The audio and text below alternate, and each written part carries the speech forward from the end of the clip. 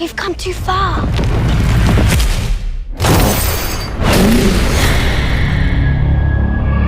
Furiosa! They took Furiosa!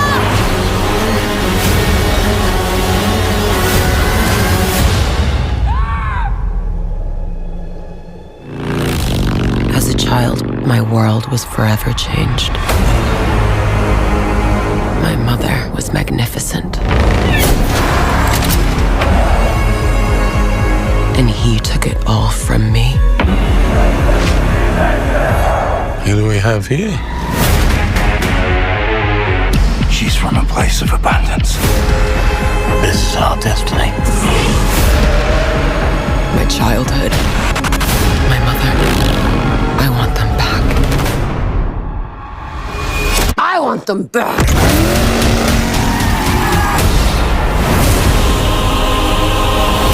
Whatever you have to do, however long it takes, promise you'll find your way home. Protect the green place. It's time to take what's rightfully ours! Ready? Steady! Go!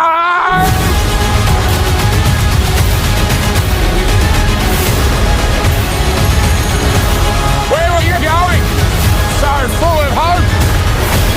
There is no hope! If you find him, he's mine.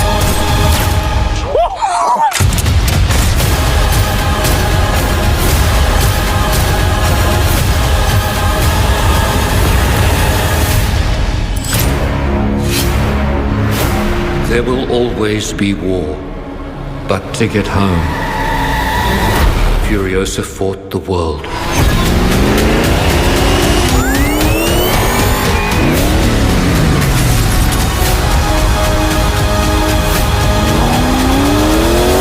Remember me.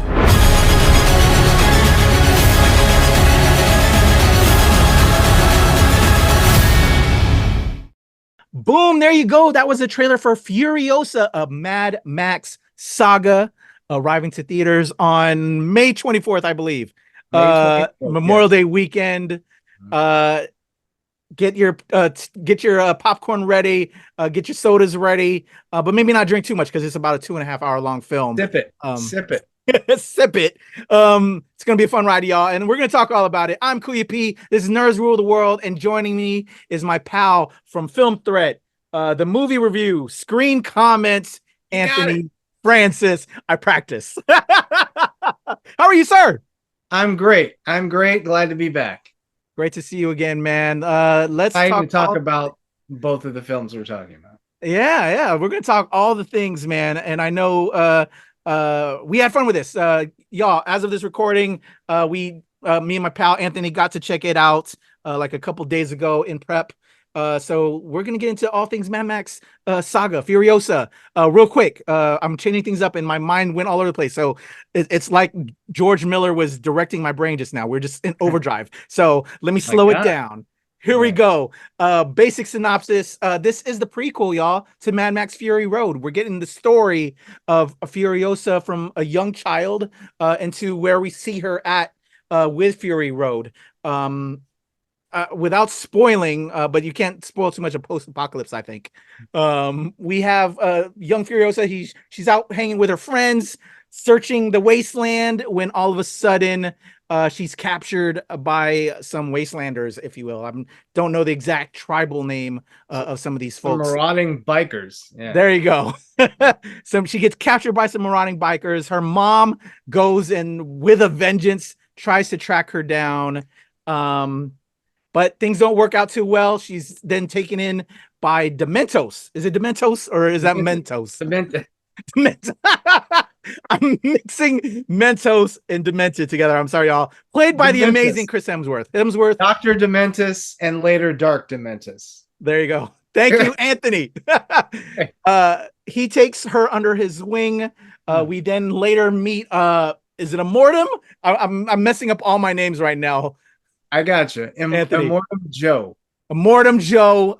We get his then, connection with Furiosa, and then just all the things happen. We have car chases.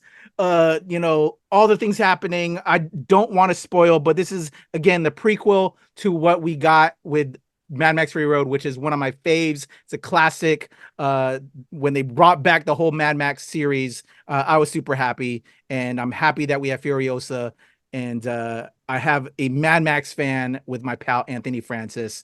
Those were some of the touch. That's the basic synopsis, Anthony. I didn't want to give too much in there because I don't want to spoil for people. Let's highlight some cast real quick before we get into our review. Anya Taylor-Joy is our lead Furiosa, the main Furiosa. She does a great job. I think with excellent job with what she has. Although I was quite surprised, Anthony, and I was talking to you about this earlier. I wanted to highlight the young Furiosa that we get for like the first, I want to say, quarter of the film, which I was very happy with. And I actually wanted a little bit more of young Furiosa because I thought she did a great job as a young actor. Shout out to Alila Brown. You recently saw her in the Australian horror classic that came over called Sting. And if you haven't checked that out, check it out. And go see my boy Anthony Francis's review. He just told me he did a review on it. Go check that out because I haven't put mine one out yet. I'm sure Anthony's going to talk all the things on that. But Alila Brown, superstar in the making. A ton of other casts that I'm sure will come in my conversation with Anthony, but those are some of the highlights. Chris Hemsworth kills it, Anya Taylor-Joy, Alila Brown, and a cast of other great actors. Let me go to you now, Anthony, because I blab too much. Again, my brain is on George Miller overdrive. What is your connection to the series? I think you shared something personal that I saw since we follow each other. I think your dad kind of got you into this franchise. Because this is a classic with Mel Gibson. Oh yeah. Very quickly, the first Mad Max, excuse me, was bought by an American company, American International, and they showed it. It did okay, but they only showed it in like drive-ins and grindhouse theaters, and they dubbed all the Australian actors because they thought we wouldn't like that, which is ridiculous. And they dubbed the bad guy with an English actor. I'm like, well, what's the difference ish? But so I saw it for the first time on HBO with my dad, and we're both like, that's really cool. And then of course the Road Warrior came out, already being touted as in 82 years later, already being touted as a action masterpiece, and they weren't lying. And my dad took me, I remember the day, we all have those moments. And my dad took me, and my mom had to use the car. We only had one car when I was that age. And he said, let's walk, because we didn't live that far. And we walked, and he was talking about movies and what makes good action. And he hopes this is blah. So anyway, long story short, we went to see it, blew everybody's mind in that theater. And my dad ran a movie theater back then, so he knew the theater managers. He was friendly with them. And that was his last year actually doing it before he gave it up. He did it all through my youth. I grew up in the movies. That's cool, dude. That's awesome. But so she said, yeah, you guys come back anytime you want and just see it. So we saw it like 4 or 5 more times. Never paid a dime for the damn thing. But it was just a great movie experience, and of course, locked in my love for. And as I got older, I wonder if I'm going to grow out of that. Maybe it was nope. It's still amazing. Beyond Thunderdome, which we won't talk about because we got to get to Furiosa, is so divisive. There are people that absolutely hate it because it goes in a much different direction. But I love it. I love that they went in a different direction. I think it's great. And then, of course, Fury Road was 30 years later, and I just blew my mind. And I couldn't wait to see this. At the same time, I was a little worried.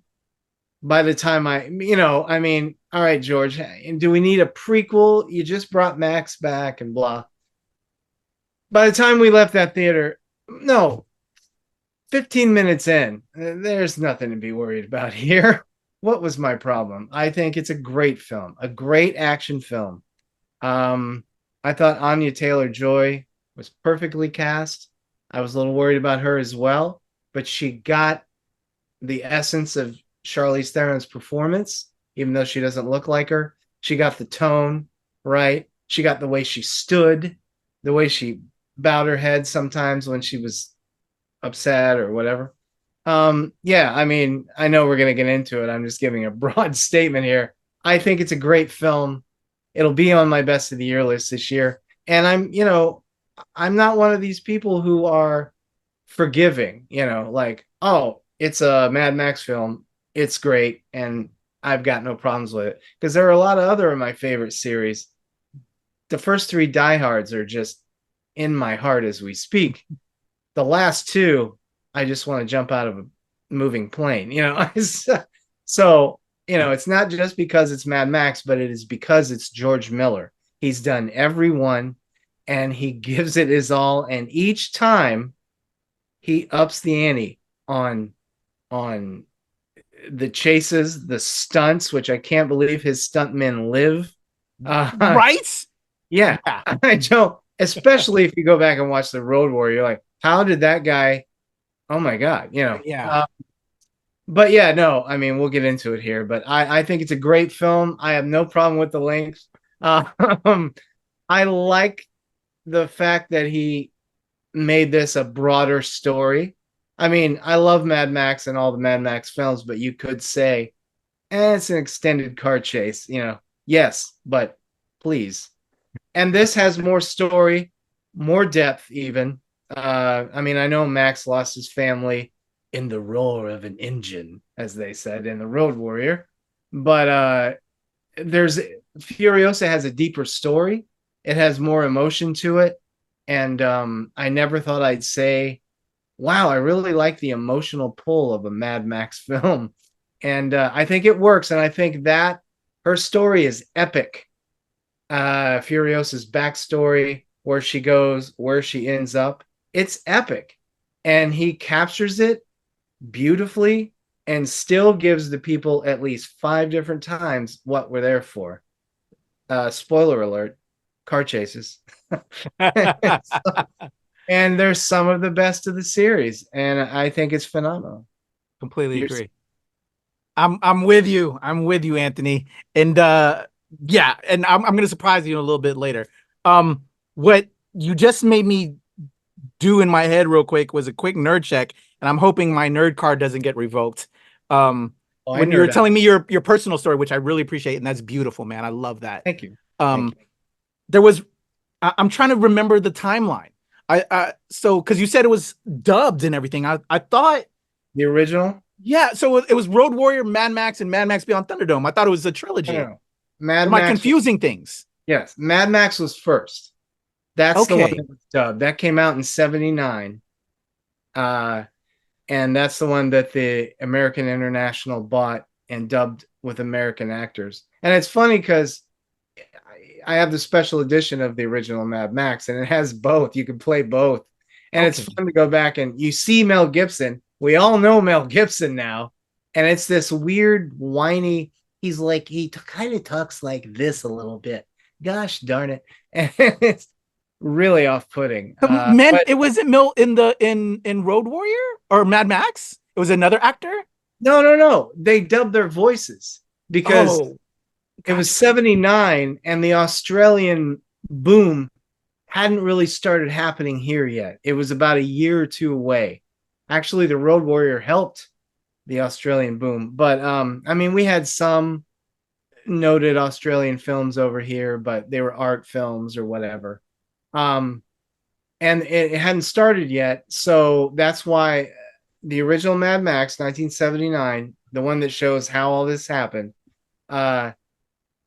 American International is the company, a great company, but they did grindhouse stuff and sometimes better stuff. But they bought it, and whoever was in charge did not think that Americans could handle all these Australian accents because there were so many people, and they were heavy, as you know, heavy Australian accents. And so they dubbed them with American actors just in that one. But did they go? I want to say I remember it different. I got to go back and watch it. So is it still the release that you can watch now? Is it still the dubbed, or can we get the original version? They have since fixed that. Okay. I was about to say like Mandela effect. Yeah, no. I remember it being Mel and other. Yeah, no, it's Mel now, but on the special edition you could turn on the dubbing. It's fun. You should do it just once, just to hear him talk. Yeah. And then well, Mad Max is the first one, Okay. and the Road Warrior is the second one, and that just killed it here in the States. I mean, Yeah. it was huge. And then Mad Max Beyond Thunderdome, and then Fury, and then Furiosa. Okay. I think I started with Road Warrior with my dad and Good place. yeah, okay. I just like my nerd card is gonna get revoked. Like, what's happening here? I was trying to remember the timeline. Like, I could have swore it was that, but it was Road Warrior. No, Mad Max first, Road Warrior, Thunderdome. Okay. Don't take my nerd card, Anthony. I won't. I won't. I'll make plenty of mistakes in future shows, I'm sure. No worries. So yeah, I'm here. so franchise is back. You enjoyed it. Furiosa. Yeah, I had a good time with it. I did, and I told Anthony, and Anthony's ribbing me a little bit. I felt the time. It's been a long day. I didn't drink too much, so I wasn't going to the bathroom, which I was happy with because I wanted to stay and catch everything. It felt like how I felt. We recently saw Kingdom of the Planet of the Apes. I felt with that one in a recent review that felt long, but also they're trying to set up for the next series. And I think this is still somewhat in that, even though we had Fury Road, I still think we're still getting this now current incarnation of the Mad Max series. Hopefully, because I'm hoping for more. I still want to go out to the Wasteland. Sizzy has one in him. Oh, word. Okay.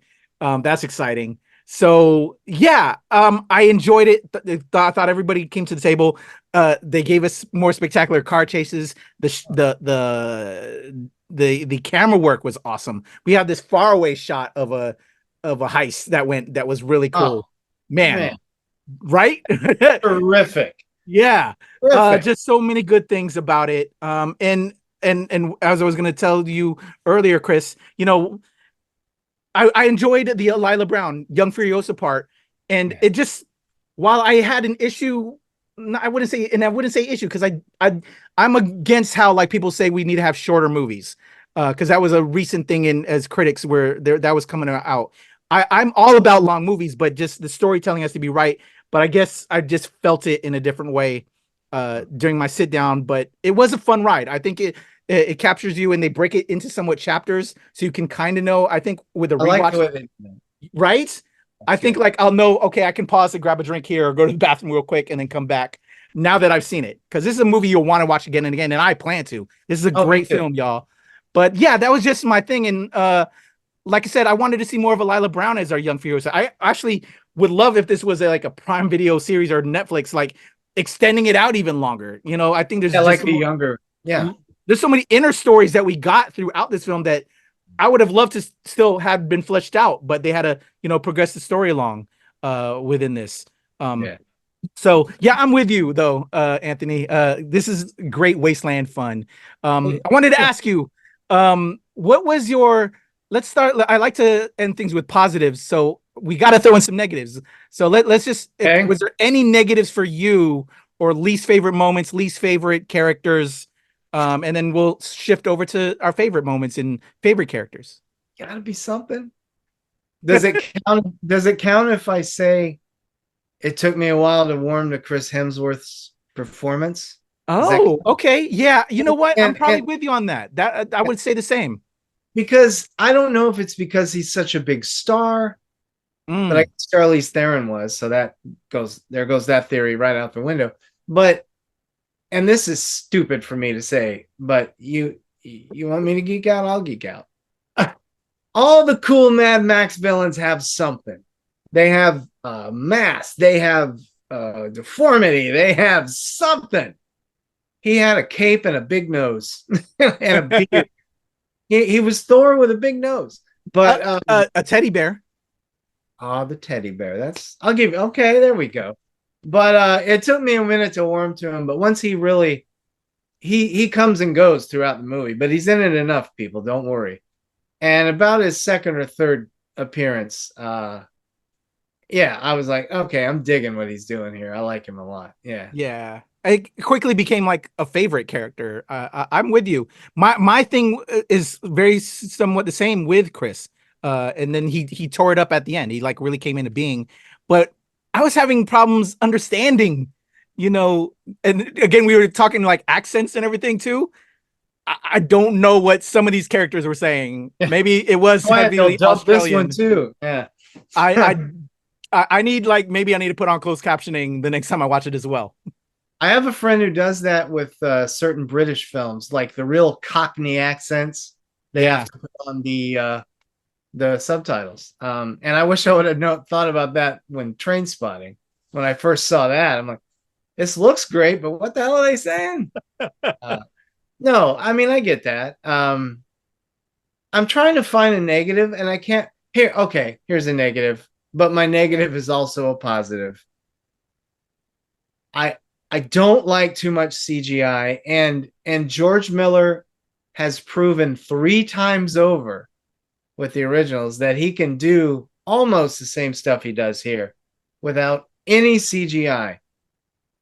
Now, the good part of that, there is a lot of CGI in it, but he uses it properly. And I think we talked about this on Kingdom of the Planet of the Apes. He colors the backgrounds. He gives a sandstorm. You know, you can't kill people with a sandstorm. And we've seen people be thrown in a battle and go on. This is no spoiler in this universe, and go under wheels of trucks and semis and cars. We've seen that, but in the other Mad Max films, when they fall, there's a quick cut because okay, that's the dummy. He uses CGI well here because you watch the person hanging, falling, under, smashing. So that's fine with me. If you use it that way, I have no issue with it. I'm with you on that. Use it too much. You know what? You're right about that. George Miller, we know he is a practical effects guy, but yeah, if there's anybody that does AI right, well, not AI, excuse me, but special effects, it's George Miller, because he knows when to cut it right. And as a filmmaker, I see that and got to commend you on that. Definitely, that is what he does, and he's one of the cats that does it right. And I don't want the listeners to misunderstand what I said. There are tons of practical stunts in this movie that will blow your mind. Blow your mind. Hell yeah. Yeah. I don't. Every Mad Max film I've walked out of, I have said blah blah blah blah blah will blow your mind. And that's what I love about this series.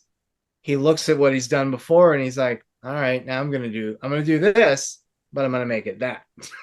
And he just keeps doing it. He's 80. He says he has another Mad Max tale in him.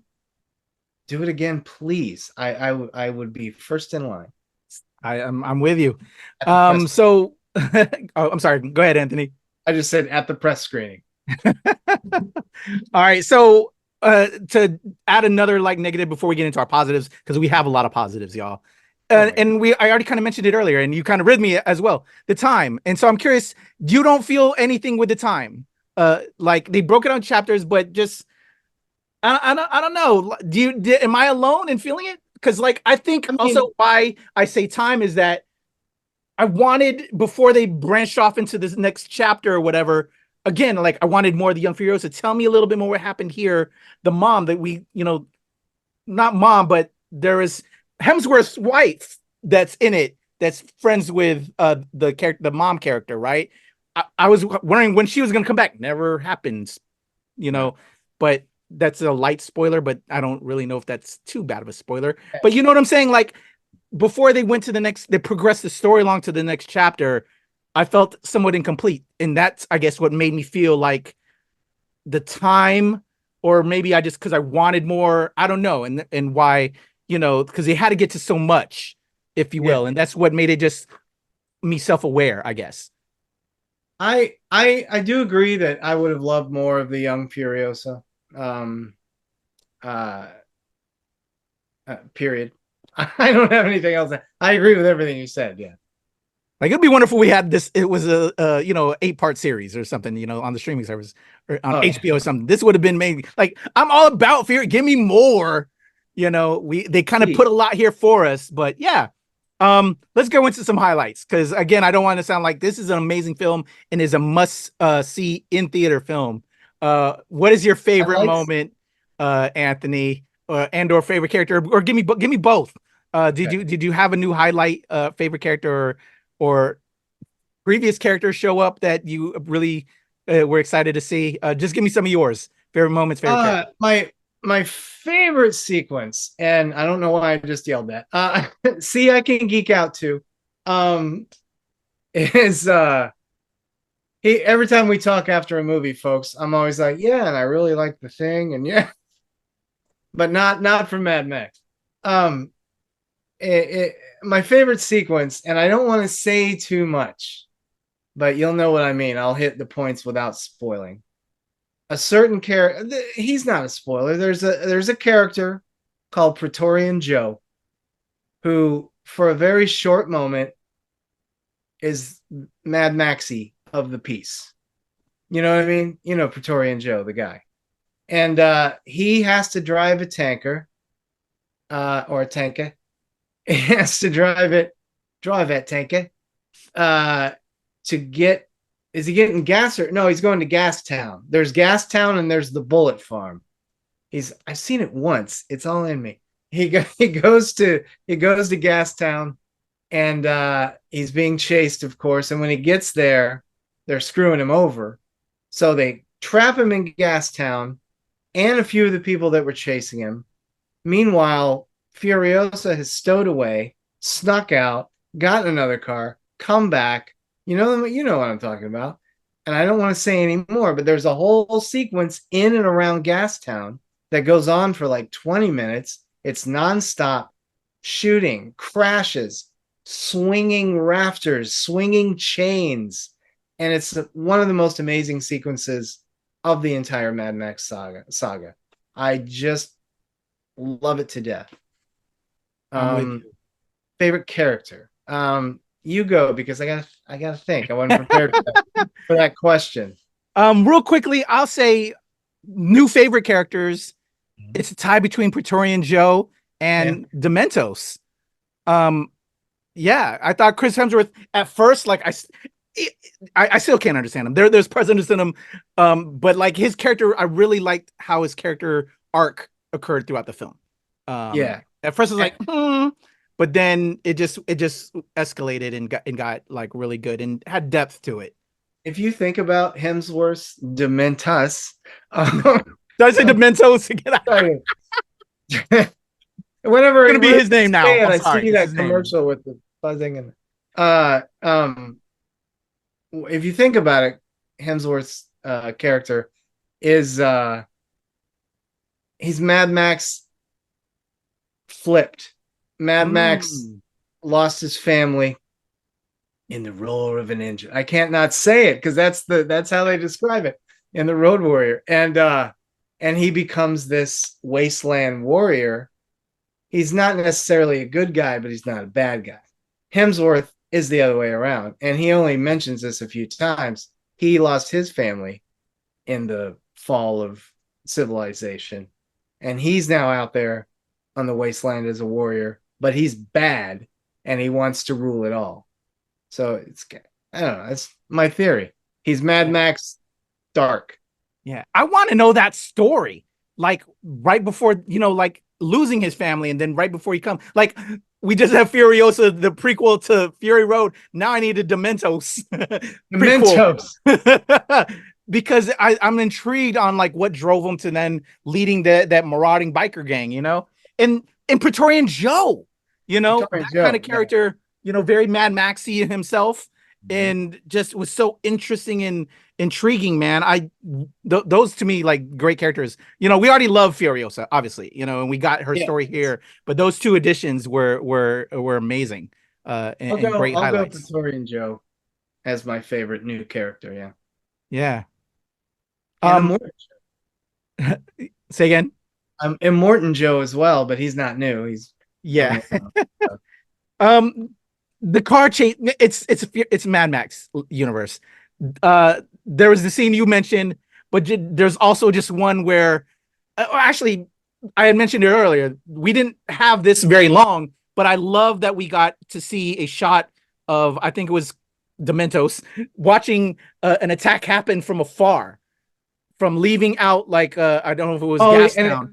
It pans behind him. Yes. And you're watching it. Yeah. And watching him watch that was brilliant. Yes. Oh, that was I'm glad you brought that up. That was a fantastic shot. I was going to mention that after when we were leaving the press screening, but that is a fantastic shot. Yeah. Yeah, I'm I glad think that was straight fan service for us. Like, we've watched this stuff. We've watched these chases. Now we're gonna watch a character in universe watch an event happen. That was just brilliant. But yeah, there's so many favorite scenes in this for me. But Yeah, one, I mean, yeah. go ahead. Oh, there was just another one where they were introducing like parachutes. And That's what I was getting ready to say. Yeah. yeah, that said man, how cool, dude. I said that in my review. I'm like, and I don't remember how I said it, but I said it's Mad Max. We know they're coming from the ground on the motorcycles, on the trucks. I said, but now they're coming from the air. And that was so cool with the big propelled fans on the back, and they're parasailing basically. Yes, that's it. And they swoop up people. Oh, it's just, I get goosebumps like I'm 14 years old. I'm like, I can't wait to see it again. It's so good. And I'm glad you brought that up. The shot about Hemsworth watching the battle. I've always said that George Miller, he is one of the best action directors who ever did it.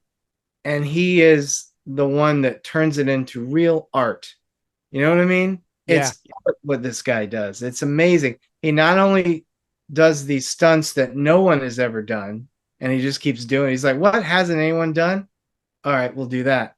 But his shot compositions, which you mentioned earlier. Yes. And just, it's beautiful to look at. I mean, your jaw's already on the floor.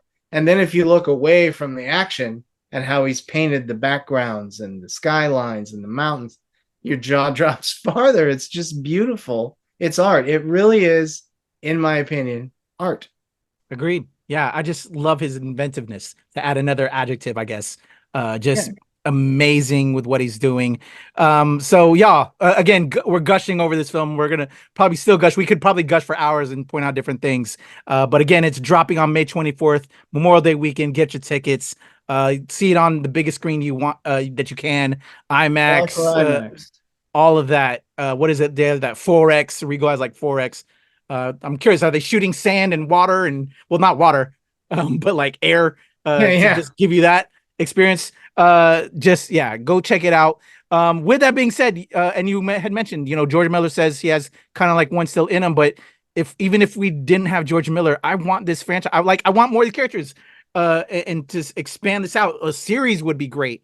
But I would love it. As long as he had a little input. He can't direct everything. He's 80. And we want him to be alive for another Mad Max film. Yes. But yeah, as long as whoever does it is as deep into the saga as they should be and doesn't change it to fit whatever their style may be. Because when you do this series, we're 5 movies in now, you have to do it how George Miller would do it. It has to look right. It has to look like Miller, feel like Miller.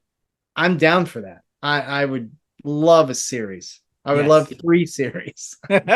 I agree. So with that being said, to close us out, Anthony, where would you like it to go? We got a prequel in this from Fury Road. Where should they go next? George never called, but for the last 20 years, I've had what I think is a cool idea for one more Mad Max movie. He finds another oasis of people, but they're all good people, former police, former, firemen, former doctors, They form this oasis. Of course, on the, there's tons of car chases in it, but I would love to see if the next one is to be the final Mad Max film. My idea was always at the end of it, they're putting civilization back. They've started building a new city. They have a hospital. They have their police force. And I don't know, you said it's been a while since you've seen the originals. Yeah. The originals. But the very first Mad Max, how we're introduced to Max, the cops are chasing the Knight Rider down the highway. And their cars say pursuit. And, it's an amazing opening sequence. I mean, I don't have to tell you that. Car chase. Smash. But and Gibson's souping up his engine, you don't see his face, you see side, and he calls, and it's time for him to go. And when he pulls out, the camera pulls back on the back of his car and it says Interceptor. And when he gets close to the Knight Rider starts crying, because he knows this is it. It's an Interceptor. I'm done. I would love the final shot of whatever the last Mad Max movie is going to be. It's not all back yet, but they have a makeshift city they're working on. They've got the police force back. They're chasing somebody. I don't care who it is. And then they're like, Max, he's coming towards you, I got him. And he pulls out, and the final shot of the final Mad Max film, Interceptor. And you just see him take off. You don't need to see him catch him. I love but callbacks. George won't call me back, so I love callbacks, man. That's brilliant, because that would just be. Callbacks are beautiful to pay homage to where it all began. Yeah, I just think it'd be an idea, but I would like to see it go wherever. I just want to see more Max on the road. Miller always comes up with interesting villains. I have faith in whatever villain he's going to come up with next. Yeah. Just keep Max's car around longer. Every time he gets in Fury Road, it's gone in 5 minutes. I'm like, oh. But yeah. I would like to see a series, again, I want another Miller film, but if Miller can maybe, give some notes to some writers for a series to really even flesh out this universe. Cause I want more Furiosa, where we going with her, just the background on Dementos. That story, it's intriguing. Cause man, we have this bear that there's something there that I think would be an amazing story to hear how this guy became this, and even Praetorian Joe in this little moment that we had in this. So he could be like a secret Mad Max series. I'm saying, man, give me more. If not that, and they go an animation route, I would love, I love this universe, and it would be cool to return to it. So it's my James Bond is my favorite film series. As long as they get back to James Bond being James Bond, that's another show. And this is probably tied or right under it as my favorite film series ever. I love it. All right, y'all. Anthony Francis, screen comment, movie review, film threats. Sir, thank you as always joining me. Thank you. Talking Furiosa and Mad Max Saga. How can people check you out online before we get up out of here? At themoviereview.com on Instagram. Well, on sometimes Instagram, but always on X, Twitter, at screencomment.com, and at Anthony Screen C1. And of course, all my place. I just drew a blank. Where do I look for? It's all on the. You probably see it on the screen right now. Well, actually, I think because Anthony has so many things, I just put his companies that he's with, but it'll be in the description. And click there. Those two. Yeah. Check him out. Show him love. Anthony, a pleasure. And I appreciate chatting with you about this. Y'all, tune in for some other reviews. We're about to record another one very soon. It's your boy QEP, Nerds Rule the World. Thanks for checking this out, y'all. Let's talk all things Furiosa in the comments below. If you've seen this, I want to talk. Let's go. Right.